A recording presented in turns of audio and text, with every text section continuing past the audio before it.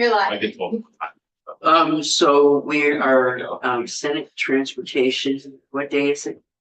It is the 9th. And it is, April 9th. What's right in front of me, sorry. And we have two. The first thing we're gonna take up, we have two appointments from the governor. One that is, that was yours. Nope. No, and that one's yours. Why don't you talk about yours first? Yeah, so we're going to be voting on different board members like we did last year. So the person that I got assigned was Mark Nicholson, who lives in West Danville, to be clear. And he's on the transportation board. And you know what? He's already serving. He's been serving since March 1st, 2025. And he is still very interested in holding on to the position and seemed like a great candidate and talked to me about his business and how that has informed his work. And he wants to stay on. So let's go, Mark Nicholson. Is that what we're gonna be voting on? Is that? And you wanna make a motion? Yes, and I would move that we approve Yeah. the nomination or the appointment of Mark Nicholson to the Transportation Board for a term including March 1st, 2025 through February 29th, 2028. Okay, so then I'll call the roll. Yep, please. Senator White, Yes. Senator Harrison, yes, and I've served with him and he is good. Senator Pritchlick, Yes. good decision. Senator Brennan, Yes. Senator Weston. Yes, Okay, it's 5-0. and would you report, well, I don't there think won't we be a need to. report, this will just be done, but On the you, calendar. on the calendar will be the report. Okay, great. And so I'll bring this up to Melissa then. Perfect. And I have the distinct honor of talking to Pam Larger, who is a current member of the board and has agreed to serve again. She's very excited about the opportunity and so she's accepted, and I would move that we approve the appointment of Pam Larger. Yes, I'll call the roll. Pat Brennan is at the top of this one. Is that why? But the rest. Back where I belong. Would you? Yes. Okay. And then I'll go, and then so Harrison, yes, and I've worked with her also and she's great. And she's also on the select board. Yes. So she's really good.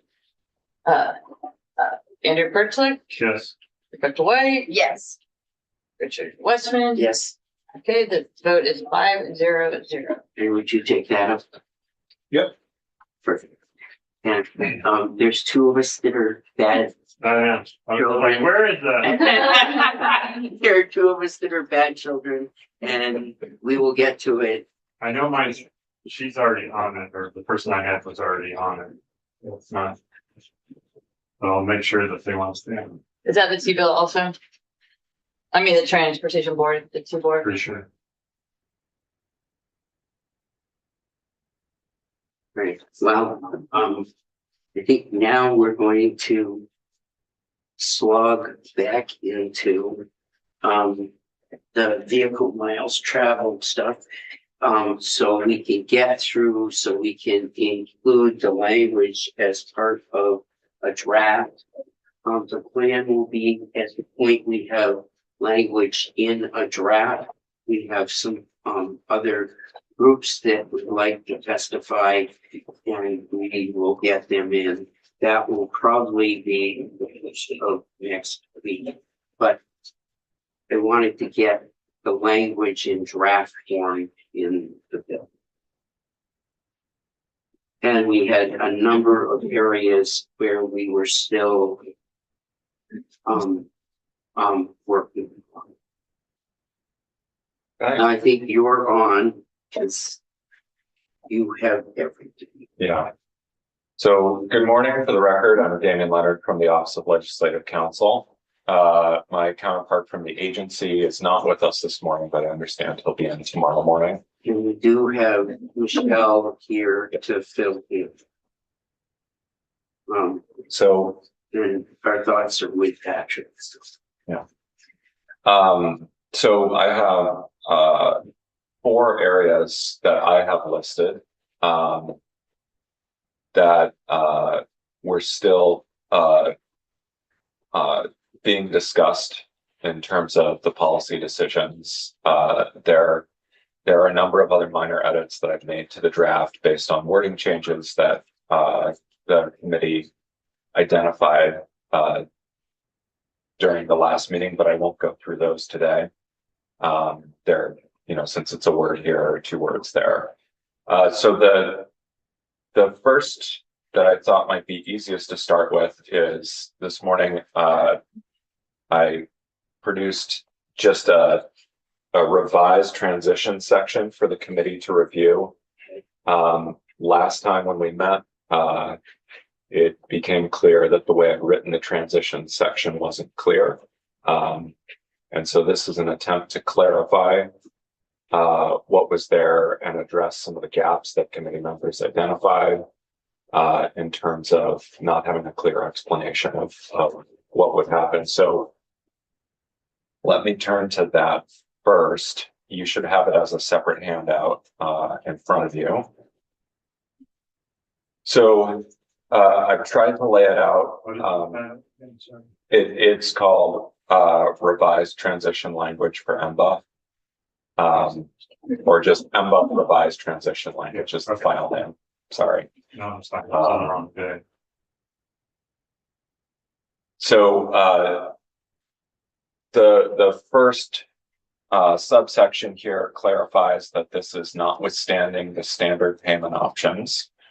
During calendar years 27 and 28, the owner or lessee of a covered vehicle would pay the mileage-based user fee for the covered vehicle's first mileage reporting period, as provided pursuant to this transition section.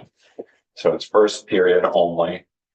For a covered vehicle that has a valid Vermont registration as of December 31st, 2026, the initial mileage reporting period would commence with its first annual inspection occurring on or after, and there's a typo in there. This hasn't been edited yet, so I apologize. Occurring on or after January 1, 2027. For a covered vehicle that is newly registered in Vermont on or after January 1, 2027, the vehicle's initial mileage reporting shall commence on the date of registration. Go ahead. So just a question. So that has been a question that I not fully understand the answer to.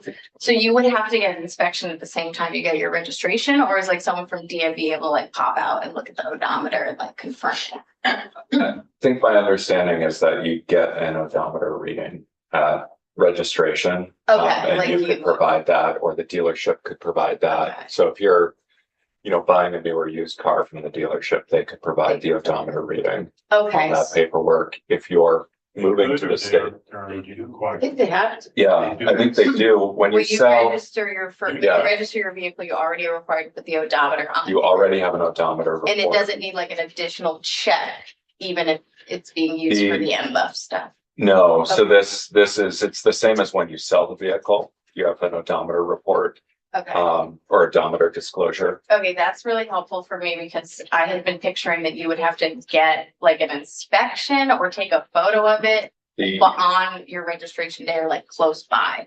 But it sounds like that is already kind of built in. So that Yeah. it really helps me understand. So thank you. This is already much clearer to me. But that it's then, yeah, okay. I'm understanding. This makes sense. yeah, the only scenario that's not currently addressed with either an inspection or an odometer disclosure is the scenario where you move to the state, or you're bringing a car to the state that's been registered in another state, and the DMV will need to create a process for people to report their odometer reading at that time. Yeah. So that's the only thing that is not currently addressed with existing procedures. So, because otherwise you have the inspection where they can take the odometer reading, or you have a sale or purchase where there's an odometer disclosure form that gets filed with the DMV. So, And on a title, if you change the title, Yeah. what is the odometer on that? You get I it, somebody- think that it requires an odometer disclosure too. But I can confirm that with DMV.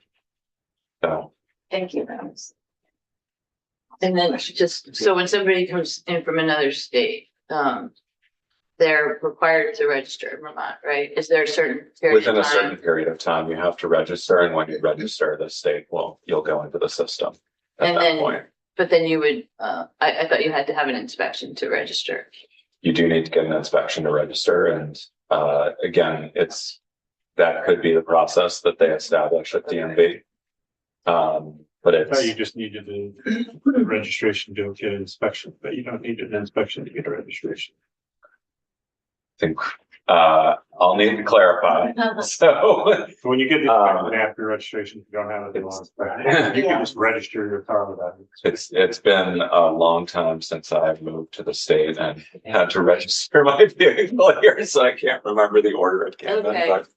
but if I can phone a friend. That's interesting. I'm So- gonna have to Yeah. clarify that with the Yeah, DMV. but it's either way, So the this, bottom line is sorry. DMV has authority already in this language to set up a procedure for documenting this, whether it's exactly at the time of registration or through the odometer reading, okay, so. And I'll get a clarified answer. Great. Or we can potentially get that from Patrick in the morning, just for the record. I do see heads nodding as we're talking here, so I think, but yeah, it's been too long since I did this to remember what the process was as far as which I have to do first. Actually, I bet when we break, we can figure it out. I suspect there's someone who's Probably. right now. Yeah, I hope so. Very intuitive. yeah. So, the next section here clarifies that for an initial registration or a registration renewal of a covered vehicle that occurs on or after January 1, 2027 and prior to the completion of the initial mileage reporting period. So in other words, it's in that window before you finish that initial mileage reporting period, but it's after the MBUF takes effect. The owner or lessee of the covered vehicle would pay a one-time road usage charge of either $89 for a 1-year registration or $178 for a 2-year registration. I have a question about that. Is the road user usage fee, or what we're calling currently the infrastructure fee, is just part of your registration fee, Yeah, right? and we can call it an infrastructure fee. It doesn't matter. Yeah, But we're currently, if you pay your registration in 2 years, there's a slight discount. So this is in addition. there is not a discount on the infrastructure fee. It's $89 per year. Right, but it's There's a discount on the on registration. Right. There's not a discount on the infrastructure. So So you'd still have Yeah. registration discount. again, this is the amounts here were proposed by the agency. They could be changed by the committee if you feel that's appropriate.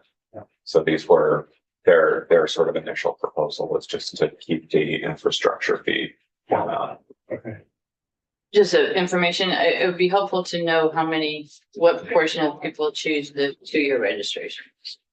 Just in this Okay. conversation. Yeah, I'll defer to the agency to get that information. I, Do you do 1 year? Yeah. I do 2 year every time. okay, I'm just curious because, it would just be good to know how, how it is received by the public. I think somebody in the room might be. Yes. I think-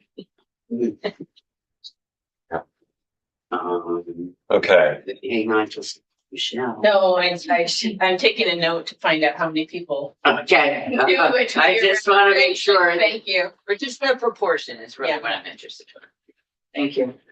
all right, so paragraph 3, at the conclusion of a covered vehicle's initial mileage reporting period, the mileage based user fee shall be calculated as provided pursuant to the annual mileage based user fee payment option under 4303A2. So that is the basic at the end of the year.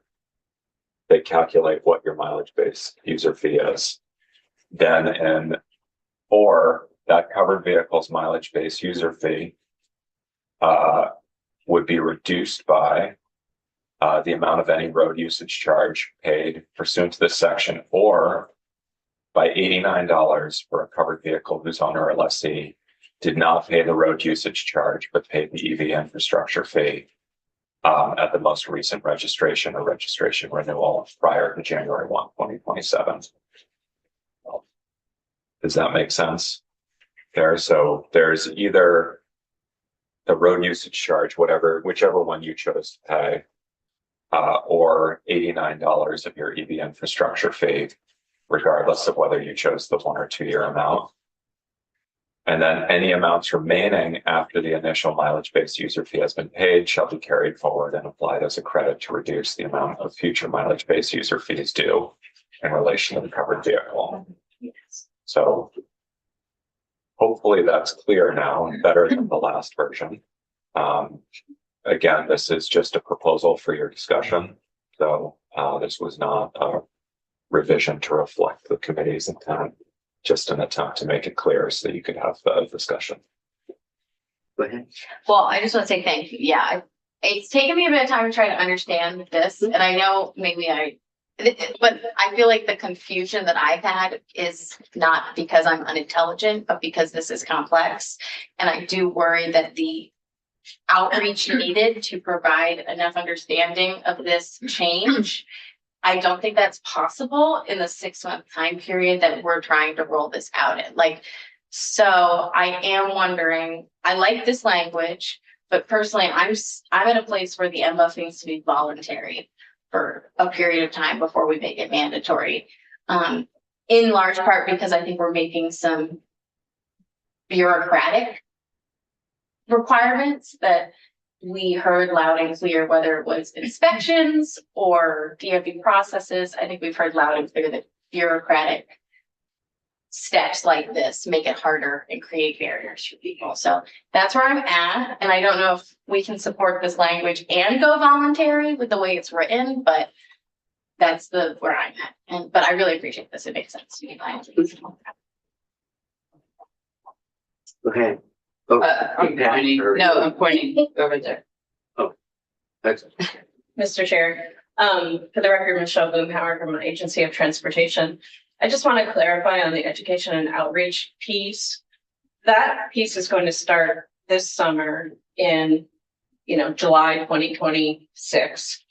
And the first people won't be encountering their first MBUF bill until after January 1st, 2028.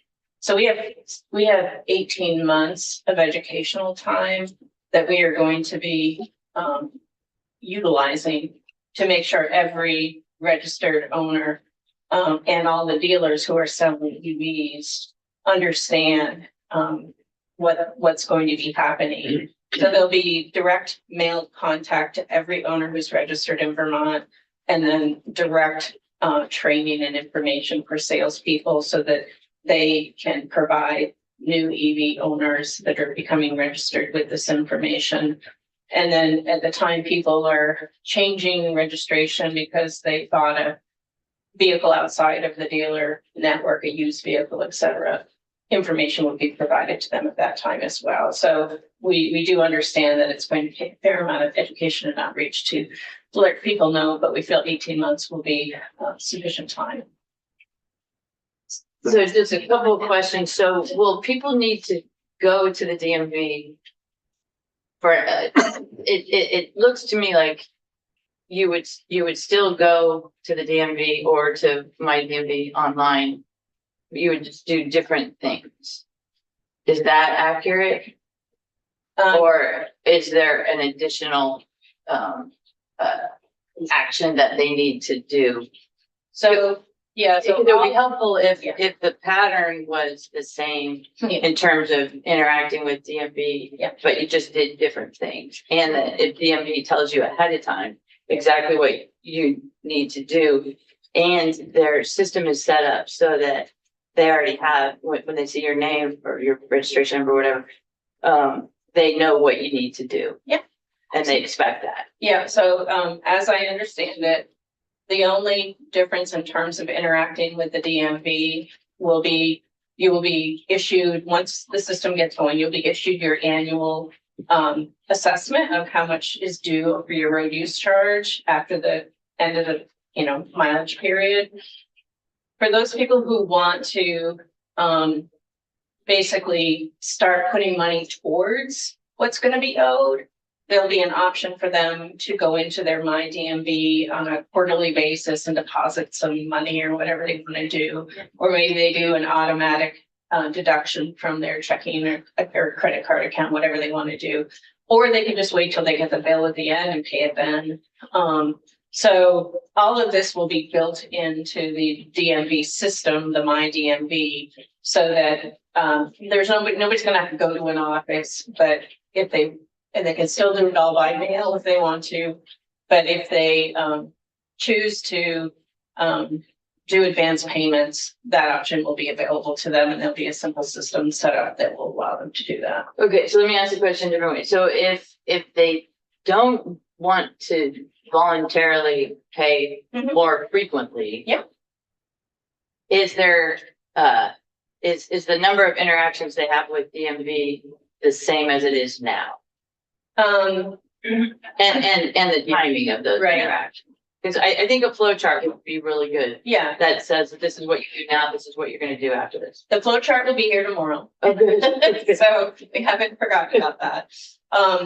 I believe that the one additional interaction, and Patrick can clarify this tomorrow, is that at the end of your reporting period, you're going to be mailed an invoice for your road use charge. So that would be an additional communication from DMV and an additional check that you would write. Okay, I don't believe that is anticipated to come at the same time as your registration, because your mileage period is the end of your mileage period, which is with your inspection.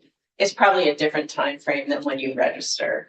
okay, So that will be an additional contact. all right. Thank you, that's all. Go ahead. And I understand that this isn't like an argument that we're necessarily having, but I do think that at this point, the way that the language is drafted with it not being voluntary, I don't feel comfortable voting in favor of inclusion of the MBUF language. I don't know if it actually is included though at this point. Like, I'm not sure what is counted as in the bill and what's not. But I have some serious concerns, even 18 months. I mean, that's still a very short period of time to get all the dealerships to understand, all of the individuals who own EVs to understand, people who are moving in and out of the state will have new considerations. Like, there's just this affects so many drivers and so many different facets of business in some places. I'm worried that we are rushing something, and what we heard consistently from all of the other states that put forward a RUC of some sort is it started as voluntary. They did not start with mandatory programs. And they found that there were lots of kinks in the process during that voluntary period that made it so that they are now comfortable. Like, Hawaii is only starting mandatory in 2028, and they have so much more figured out than we do. So I don't think that the timeline, and they're an island, so they don't have to worry about drivers coming in and out of the state in the same way we do. I just don't see the pieces coming together in a way in any language we've seen so far that shows me a program would be successful and would not damage EV adoption in our state. Like, that's where I'm at. So I just want to express that, and then I will be zen and not comment on it further because. Well, we do have letters from him. We're gonna move to a place to get language in the bill. We'll take testimony on that language that's in the bill. And then we will have a final discussion about what we feel comfortable and what we don't. Monday is the day I'm planning in the afternoon to have people comment on a number of different pieces. So I've been trying to get, some of this is taking longer to put together than, but I'm going to ask the committee is, can we see a show of hands that if this, whatever the dates are that we end up moving along with this, you know, there's going to be an initial reading, then there's going to be, it's going to be a rolling thing whenever we start this. Does this make sense to, as you look at it, to include in a draft? The transition language or all the above language? That's in that's what I have. Just what we've talked about here. The transition language I'm happy with, but I do have a proposal on the payment.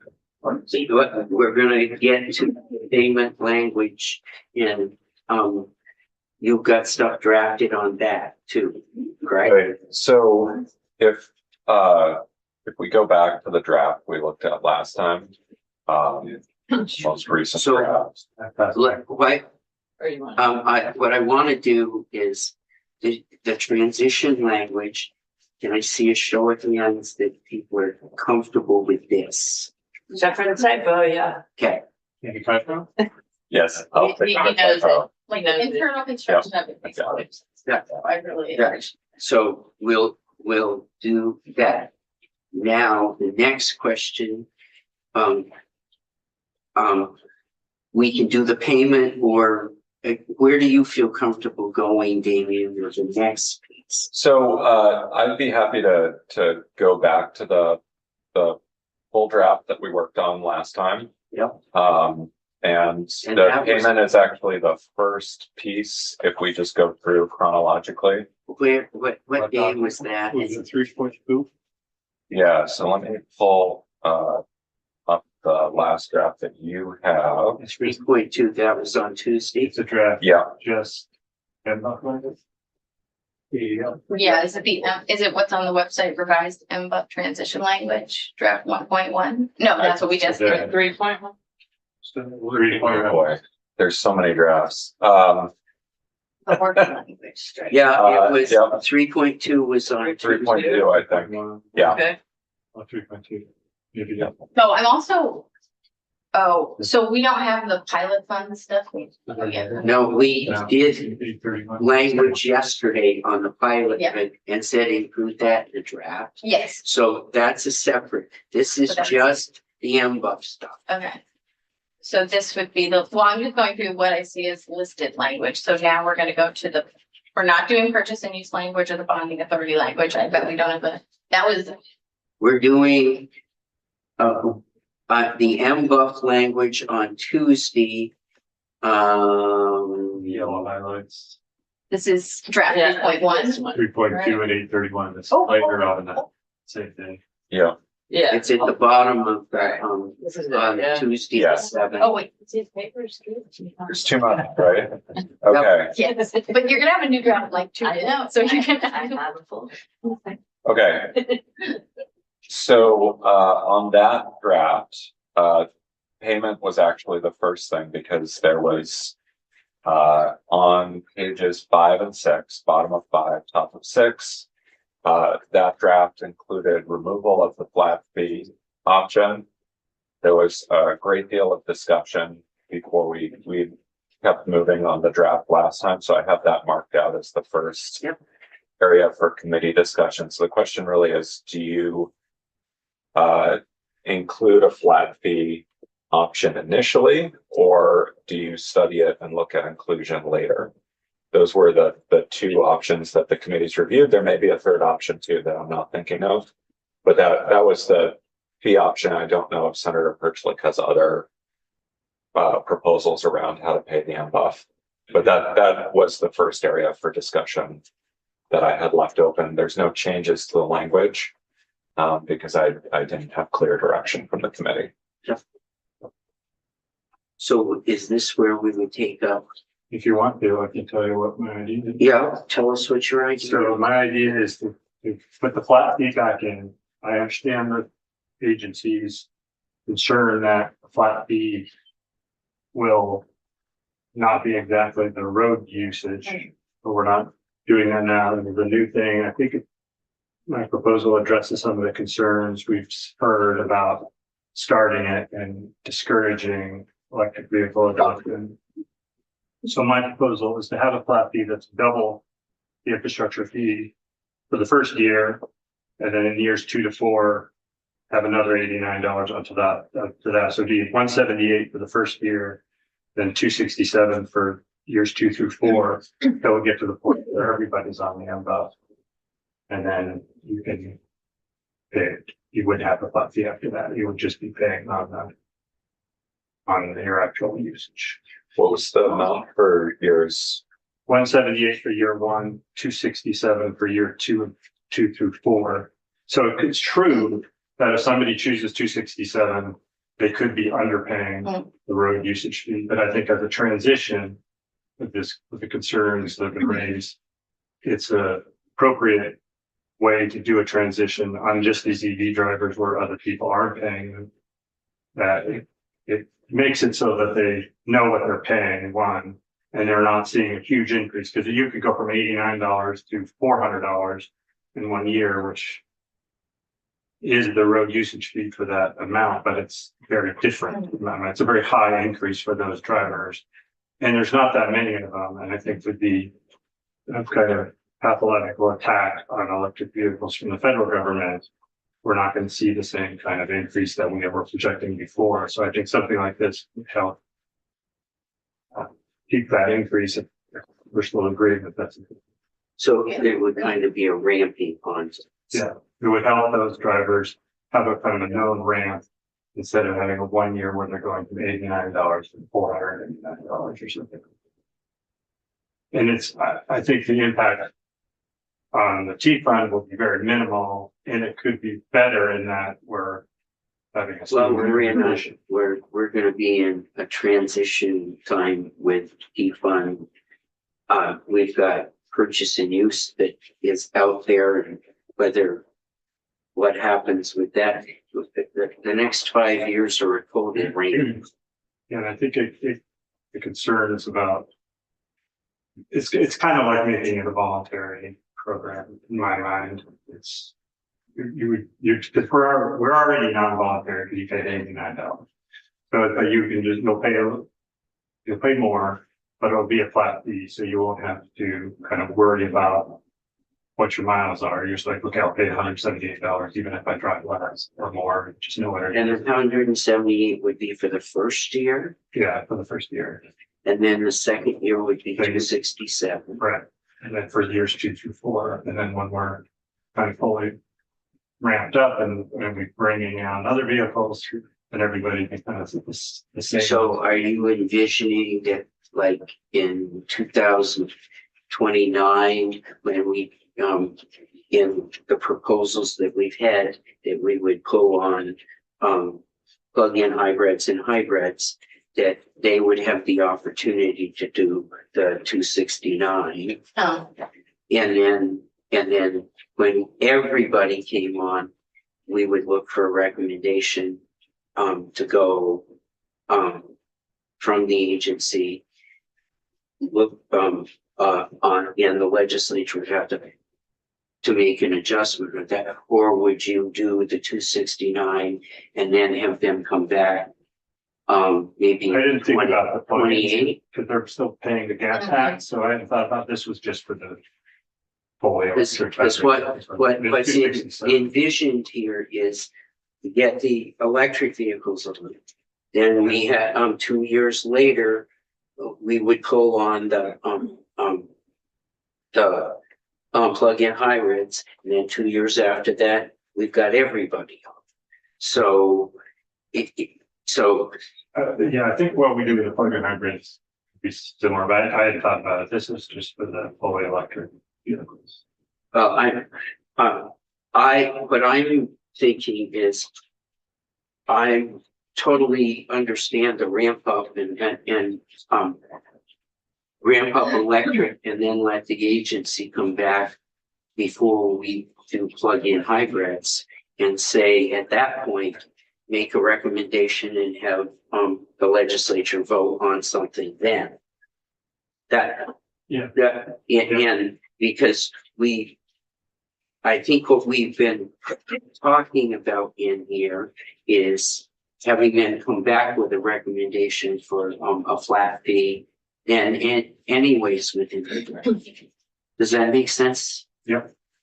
And for me, I think a flat fee in the future you could still have that option, but it gets trued up at the end, which I think that Yep, they were okay with. I'm But for the first 4 years, it's I'm just, totally into, it's kind of like some states did where they've had a maximum. yep.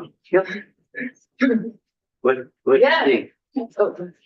What is it, you're ramping, was it 267 or 269? There's 67. Okay. I think it's another 89 now. Okay, so why does it, you list that from year 2 to 4? Why do you need another 2 years? I missed that. It was just to match up with the ramping up of the other vehicles and as we're The EV, the other hybrids. hybrids, and then we get, I think by year 5, we would have all vehicles. If we follow, I think. I mean,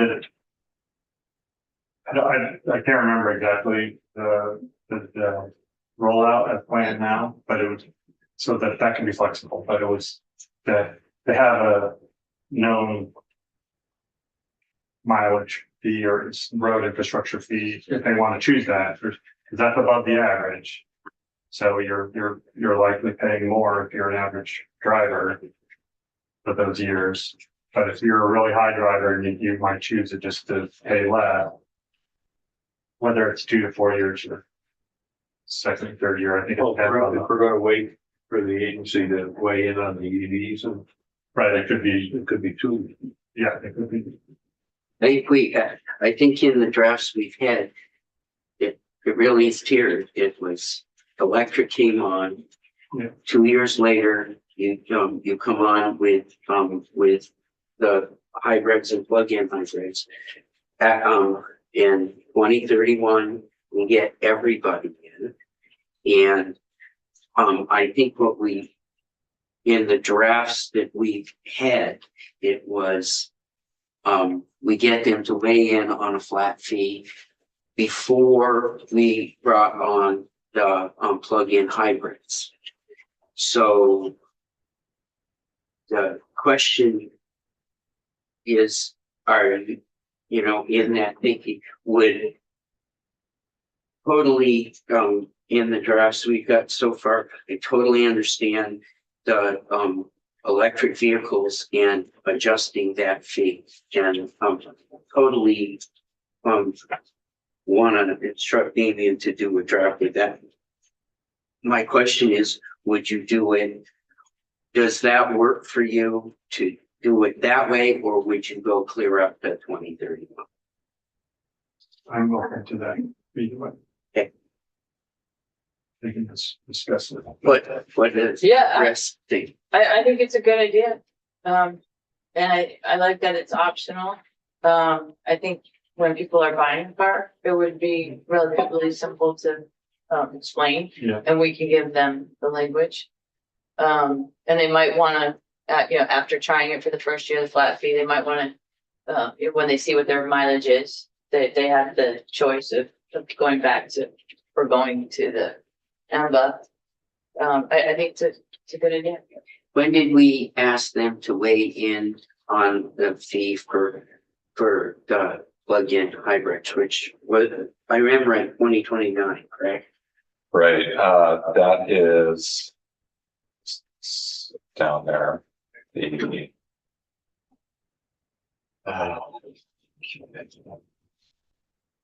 There we go. So the plan has to provide the transition for them. So they would be coming on board in January 1, 2029. So the report on that is due, sorry, I'm scrolling through here.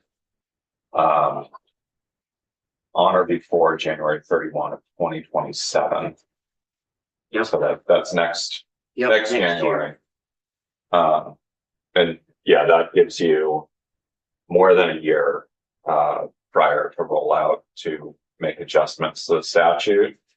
There's another interim report on or before January 1, 2028, which is the draft copy of the plan that they have to submit to the federal government. Yeah. Yeah.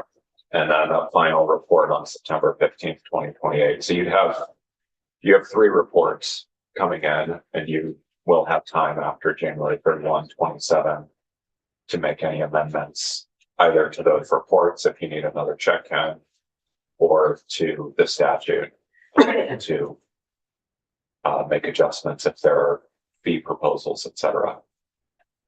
So I think it's really 2 questions here. Would you do the flat fee from now until 2031, or would you tier it and get them to come back with something to consider? Then, you know, at that point, what would we do? So Well- she had, and then, you know. Yeah, my initial thought is do what Senator Fritchlick is suggesting now. And then there are going to be multiple changes to this process. I mean, what's good about these reports is they're not just reports that go to the shelf, right? We're gonna look. We at gotta each act report on it. and we have to act on them. So I think giving ourselves flexibility is important, and having this as a 4-year process that's a good amount of time, and we'll see how people react to it Actually, and what it's a they want. 5-year process if you look at getting everybody on in 2031. But yeah, well, my proposal is at 4 years, 27, 28. Yeah, I got it.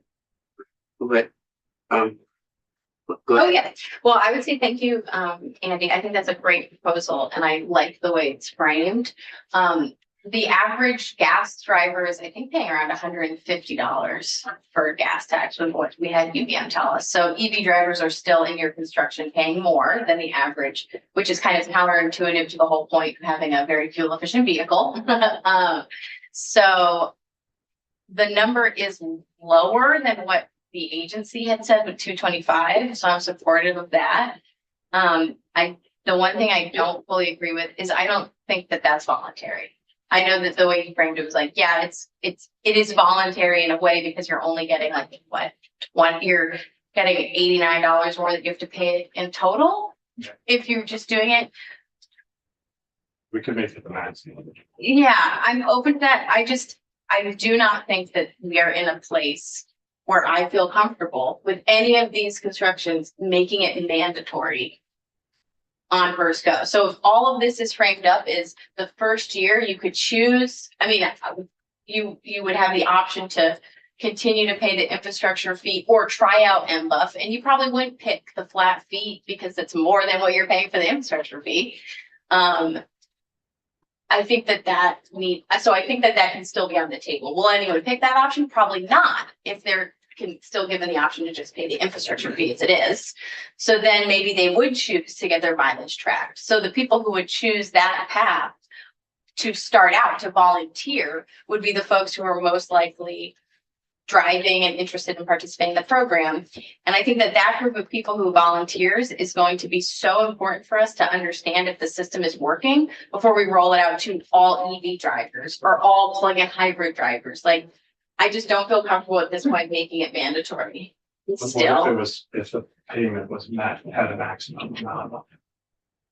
no, the issue isn't even the cost for me. It's just, this is going to be really frustrating and annoying to do, is what I'm understanding. And as a driver, I want a program that I know I can try. And I just don't want us to lose immediate trust in this program after we roll it out in a tight 18 months and force people to do it. Like, it took us, I mean, I hear what Commissioner Boomhauer is saying around, they're going to be sending something in the mail, like, sure.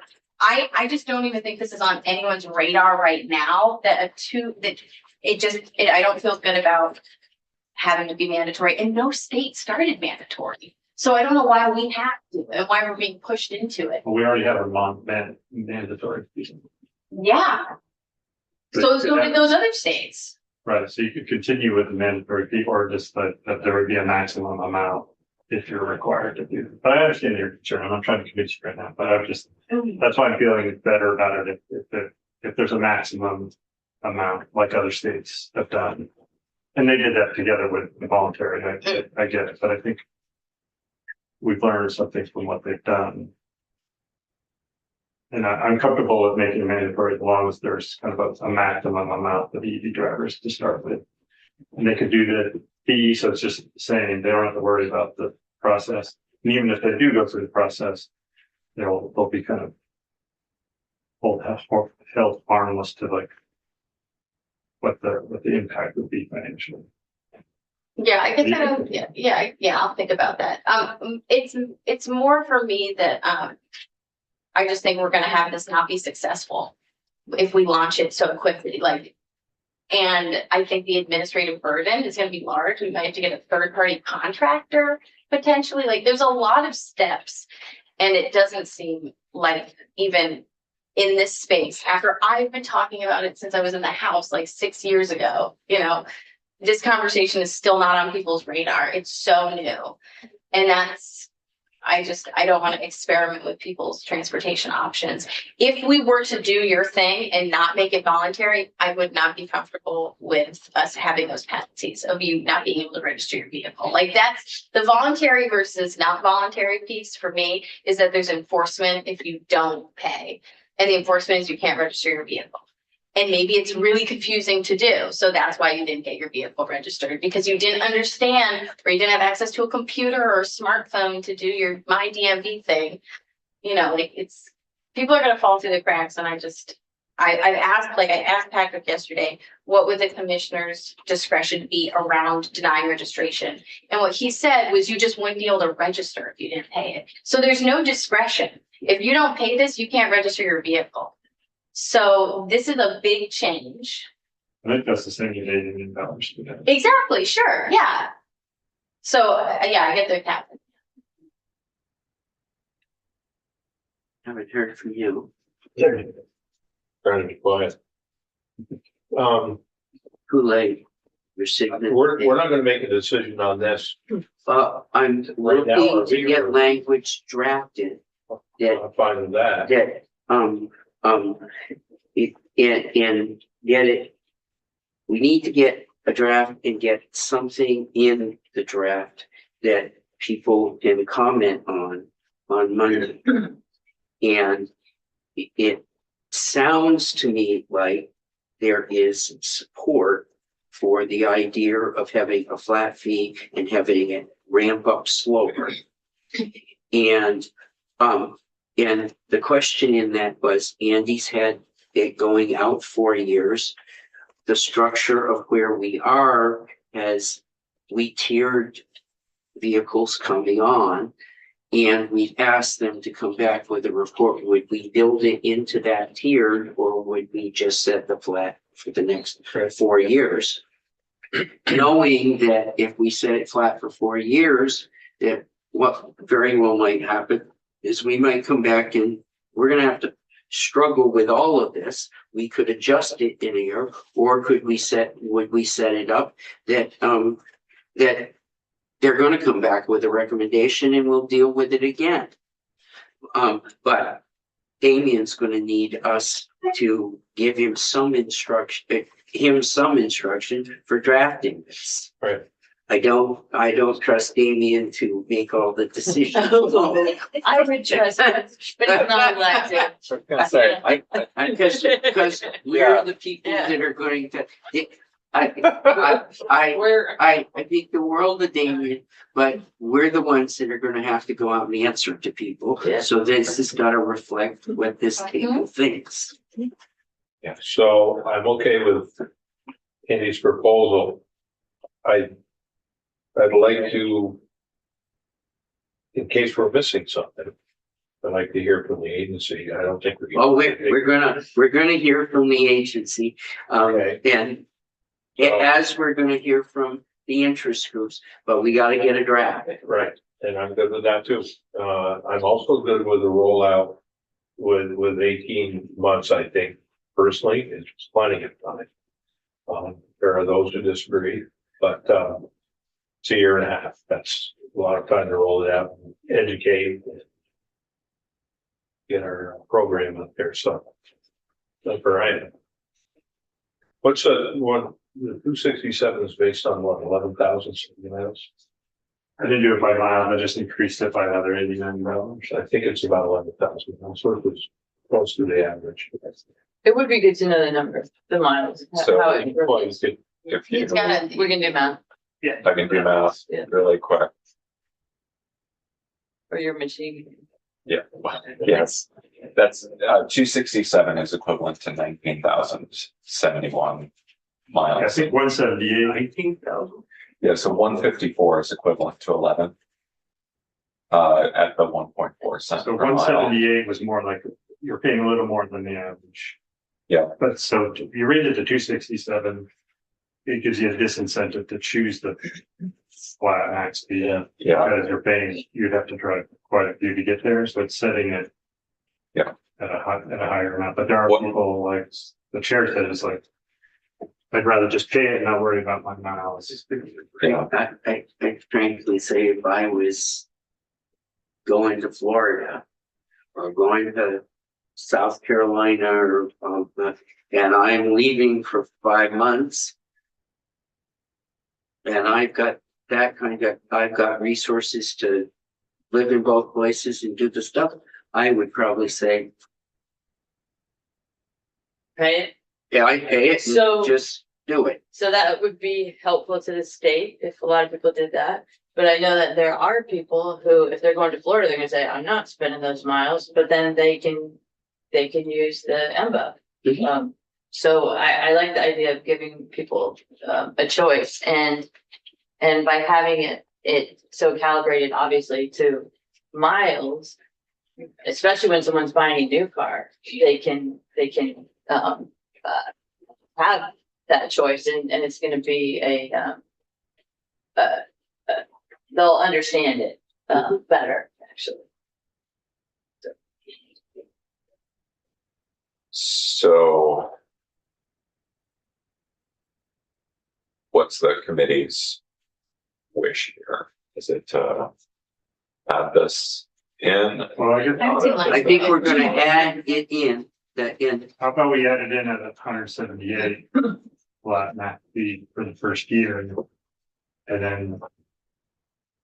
After that, we have them come back with a recommendation yeah. next year for the 2028 day. Okay, so it's 178 max fee Yeah, for the first year. And then, in the first report, they come back with a recommendation on whether or, and if so, how to adjust the max fee. And the max fee is how many miles? a little over 11,000. Yeah, I feel like we should tell people in advance what Yeah. We could. put that on. about the higher fee, just so that they don't get too surprised in the second year. I think at least there should be a 2-year ramp up so that folks understand it, and especially when they're buying a car. yeah, I mean, that's. I mean, I think that's where and then we can change it after that second year. Yeah, well, my preference would be that it's gonna be 178 until we change it. So it'd be the first year and then we'd have to change it.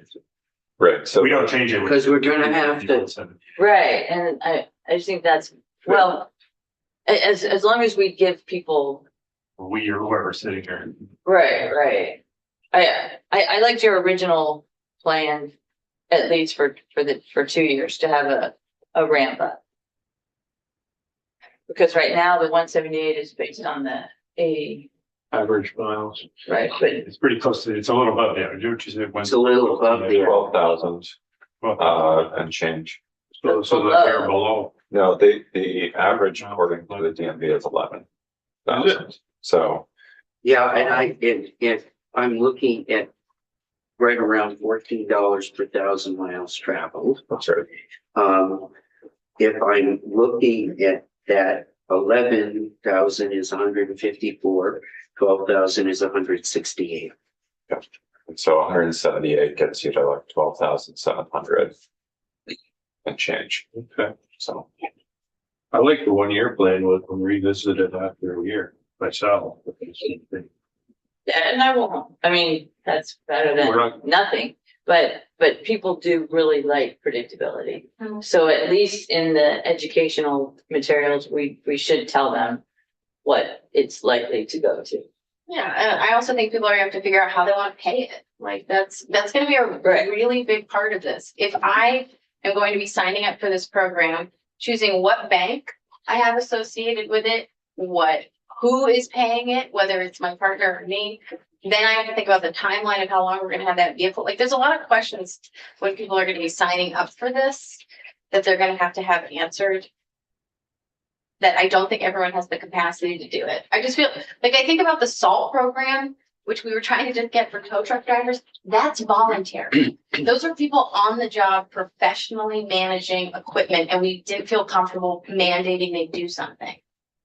We require them to be voluntary. This is for regular people.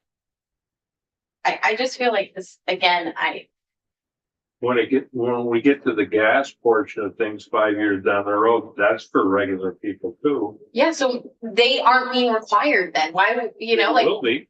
Yeah, so we should make sure that we have a voluntary program to start with EV drivers, or maybe we have a voluntary year for gas drivers before they It's go. not into it. voluntary for a gas vehicle now, And we have the infrastructure fee now already. not nearly enough. It's more than what you pay on average as a gas driver for gas tax right now, the infrastructure I fee, disagree. No, it's the $89 plus. by like a hair. I thought the average gas. It was like 157 a year was what, well, I don't know, maybe I'm. Like, wrong. 89%. I think we're The- looking at it right here. I thought the infrastructure fee was set at a little more than half. So the infrastructure fee was tied to your registration fee. Yeah. Since then, the modeling that was done and the way the MBUF was designed was based on a statutory mandate that they looked at the average gas tax paid by a Vermonter. So that's tied to about 22, 23 miles per gallon, which is the average mileage of a Vermont vehicle. And then the average mileage driven is roughly 11,000. So it is on average $154 in gas And tax. that's how we got to the 89, because it was around, at that time, we were predicting around 160 something, so Oh, that. yeah. 89 That Dave, Okay, you're right. Came out of It is this half. committee and we voted on the floor. It was thought of as roughly half of that. So the 89 was set with that.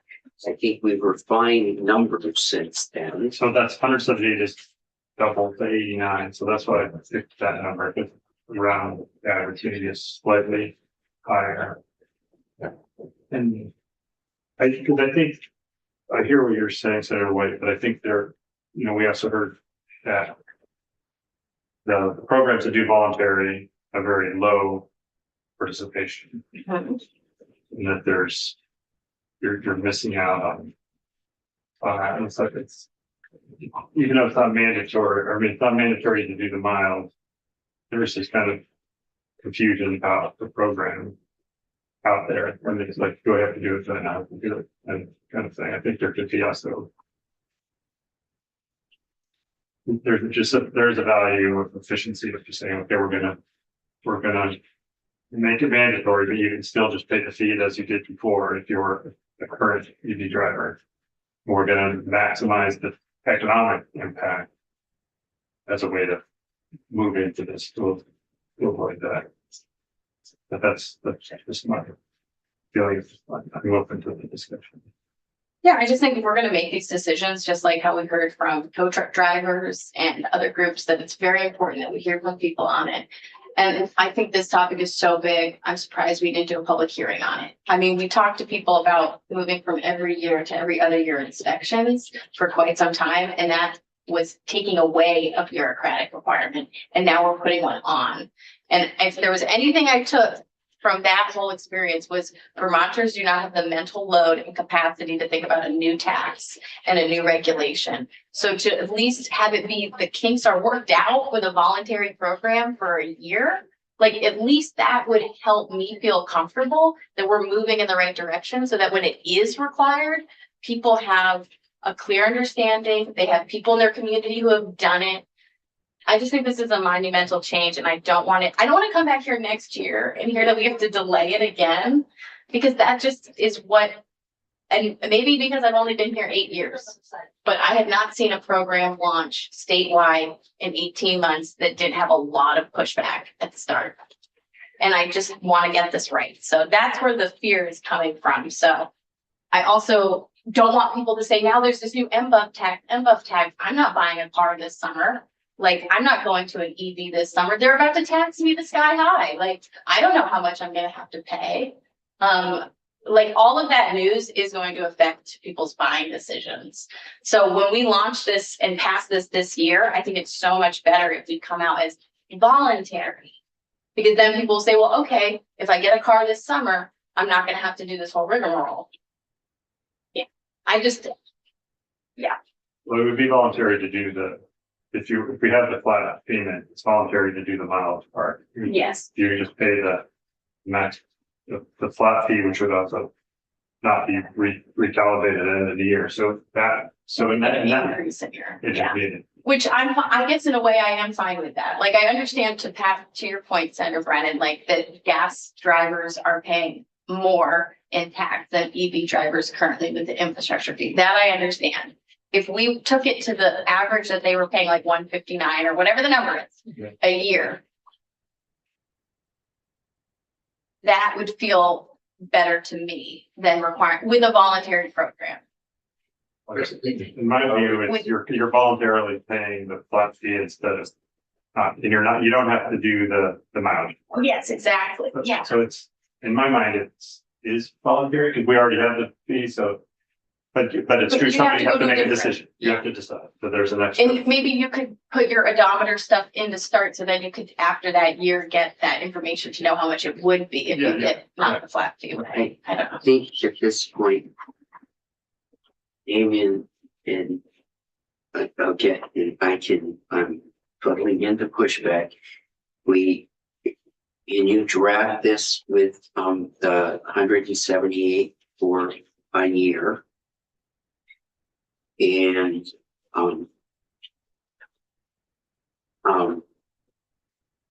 So it'll sunset January 1, 2028, which would mean that with the January 31, 27 report, you can extend the sunset next year. What would happen? I don't- So it would go back to $89. Or, well, so you were talking about max fee, Right. right? So it would max fee just, of 178 for the first year. so then the max fee would, if there's just a 1 year, I feel or better. are you talking about raising the max fee in the out years? What, I feel better that it's just going to be 178 until the legislature acts, not 178 and then it sunsets. If we don't act, it sunsets. And If goes. we don't, I think we get to a point. We would look for a recommendation about what that fee would be going forward. Okay, so just so I'm clear, so it would stay at 178. It wouldn't go to We did zero. that Unless we act. If we don't act, it would stay at 178. That's my preference. Okay, I just want to be clear because that's different than a sunset.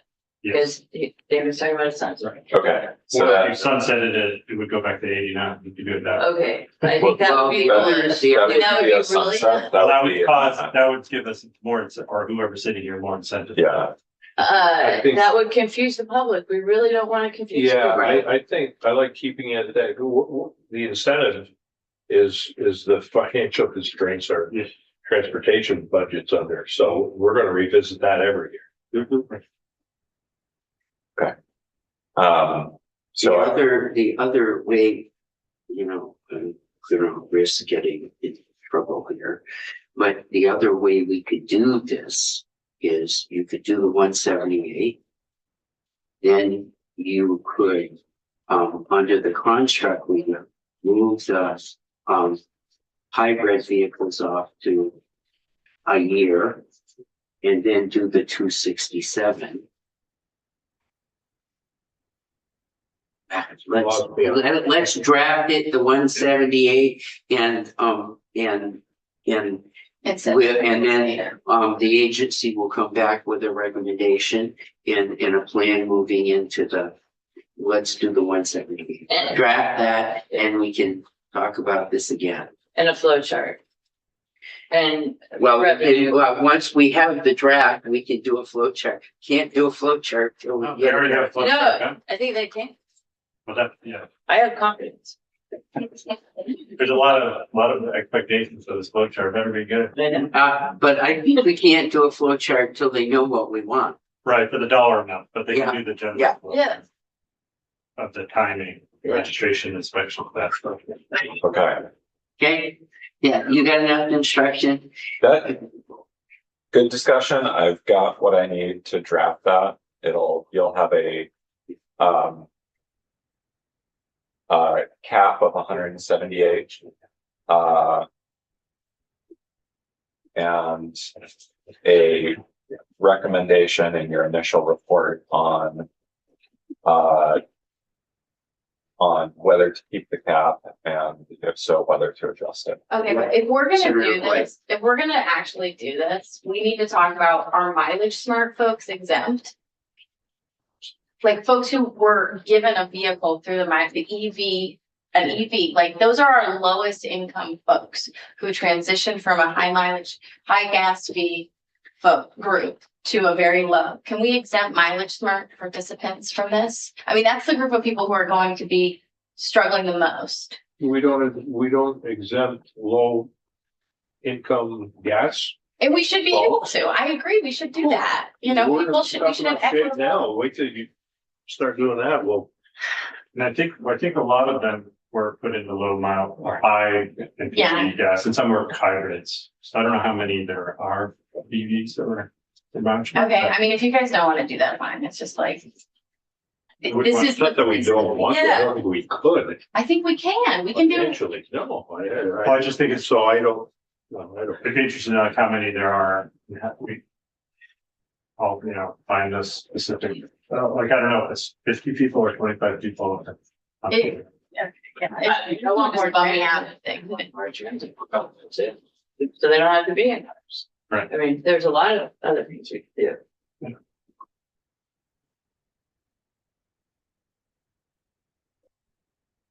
Put together the draft and we'll come back and We- visit this. Great. We do have A couple more questions? 2 or 3 other things left to discuss. Yep. Um, On that same draft. on that same draft, let me get you to the correct spot. Okay, the next 2 items, and this, so the first, I think now that you have a cap, so the first was if, section 4306, which is on, I think, page 12. Can we be clear just for a second? Because I don't think we have a cap. I think we have a choice to have a cap. It's a choice now. Because others will pay by the mile. Yep. So there's not a cap. Well, we're gonna, I thought it was Yeah. $178 maximum regardless. That's the choice that if they want to pay all at once, it's Right. that amount. I mean, Okay, so I that, would like it to be a max for the first year because I think that they're not really sure since we to go to the point of Centerway about being voluntary. If they have to do that calculation, remember when we also heard from the UVMs that are like, oh, people trying to do the math is not something we would expect people to do the first year when it's a new program. I mean, if we feel confident that they can make that decision and they have the money up front, so you're kind of giving an advantage to things. so the way, Right. the way Damien's gonna draft this now is $178, you can pay it up front, and you're done. Right.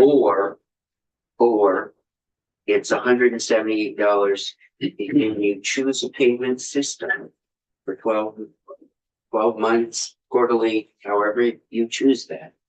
You pay and you're capped out at 178. okay, so there will be a cap and a flat fee option. Yep.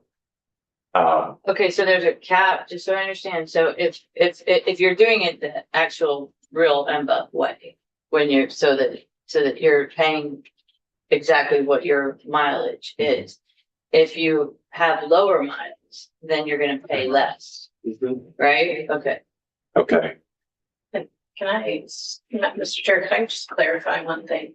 I would envision that, we're still gonna be doing mileage reporting collection on these folks. And when it's not as though they choose in the beginning, I'm gonna be in the MBUF and I'm not gonna do the flat fee.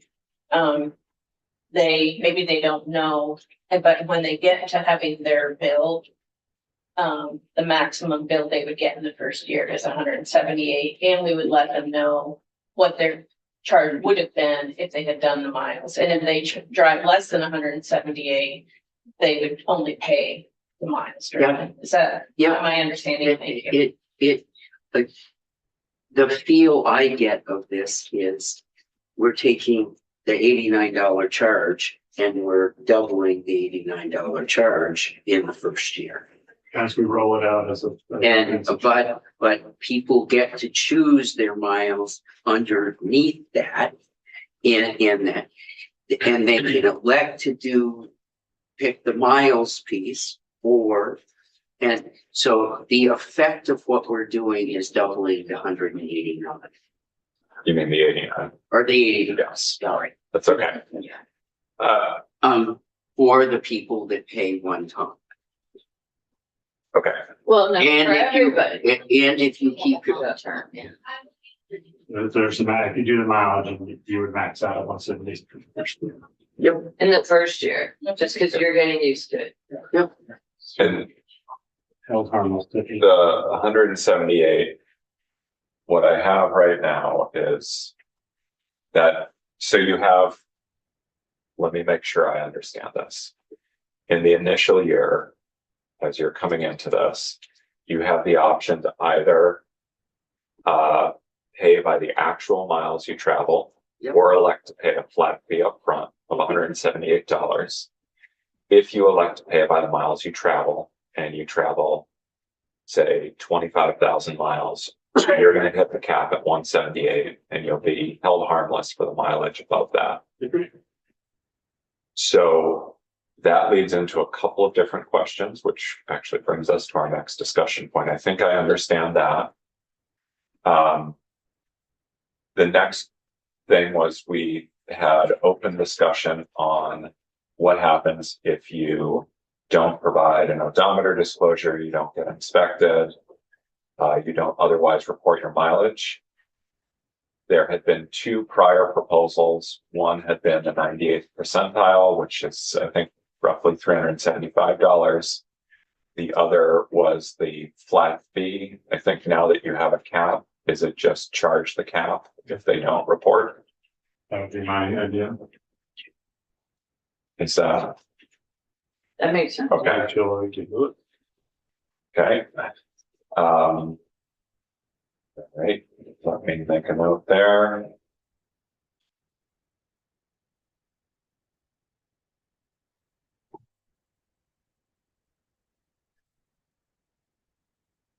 The next question here is, there was discussion over before I get to that, I'm gonna leave that for last.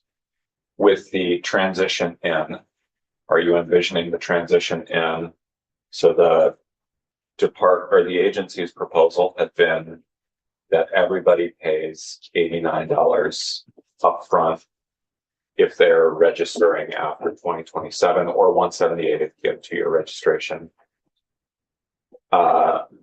Is the option now either you pay the flat fee or you opt into the mileage measurement and you pay the $89 up front and then they true up at the end of the year? Is that what I'm hearing from the committee?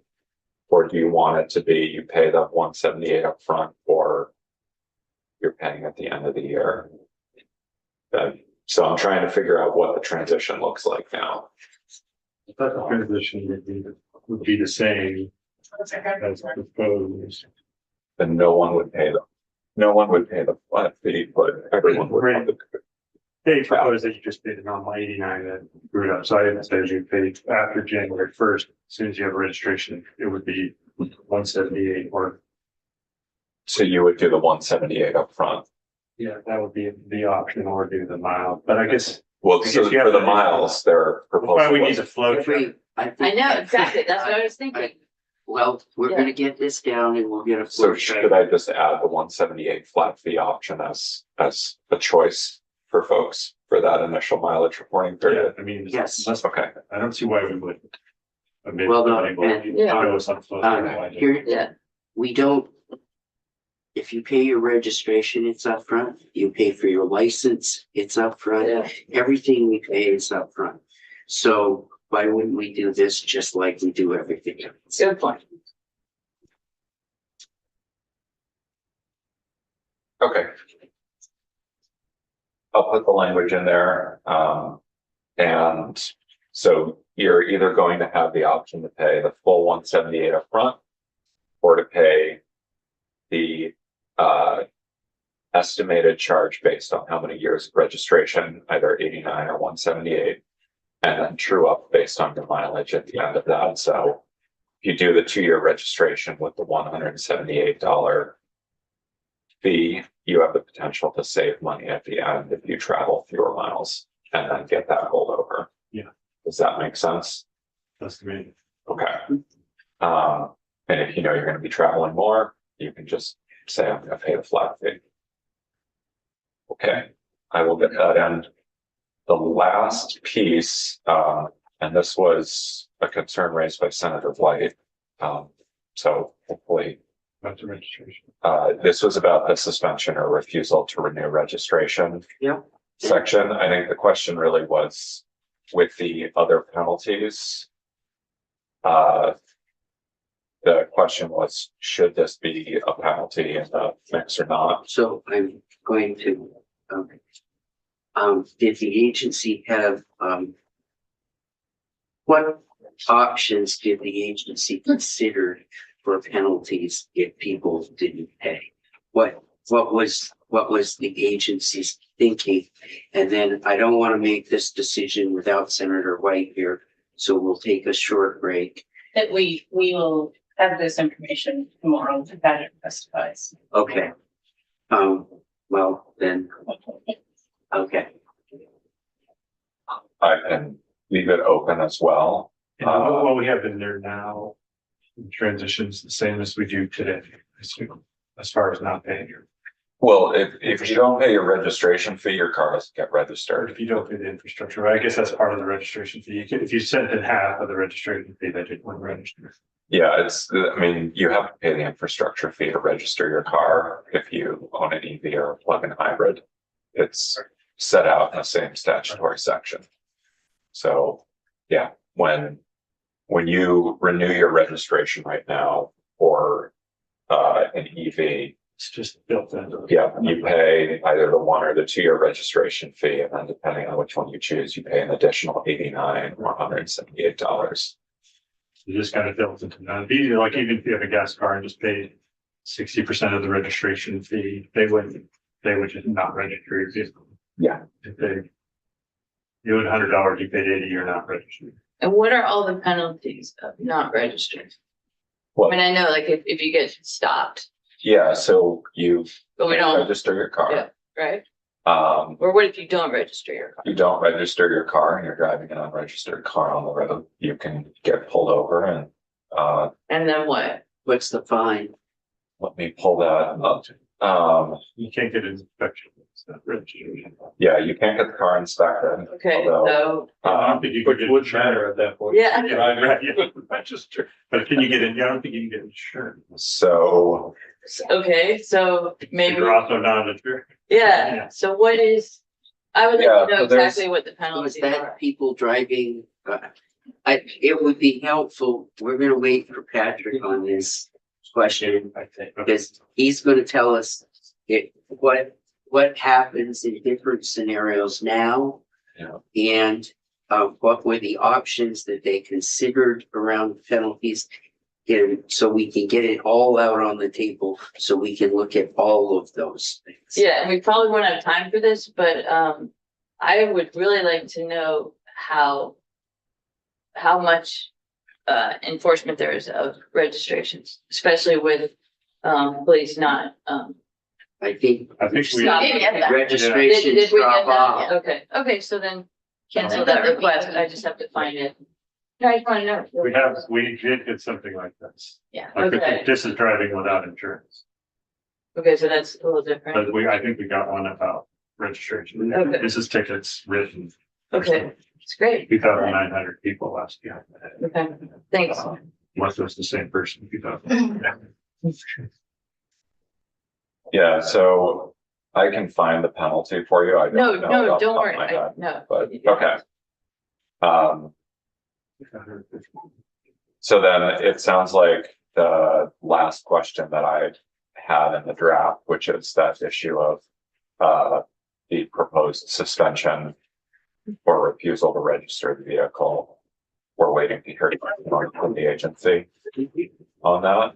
And I think that's it for the open issues that I have. So I will redraft with the cap and flat fee options.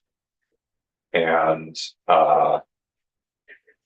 update the transition period with that and update the penalty to be the cap of 178. If you fail to report your mileage, so that if the commissioner can't determine how far your car was driven, they just charge you the cap. And then I will have the new draft ready. Do you want me to keep this as a separate draft for purposes of getting stakeholder comments and so forth, so that they don't need to?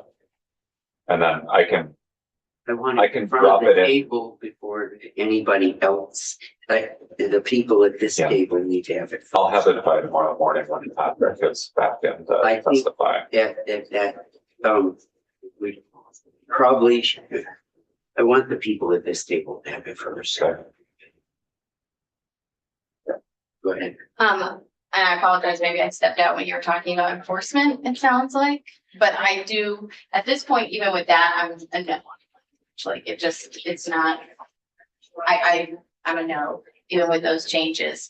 But we didn't talk about the open piece around enforcement within MBUG, like what happened, maybe you did that That one. was- So what did you decide? So You did- what, Did, We waited for you. yeah, what I raised was that the section that I think you're talking to, the one where that allows the commissioner to suspend or refuse to renew the registration for your vehicle Yes, was an open yeah, question. page 13.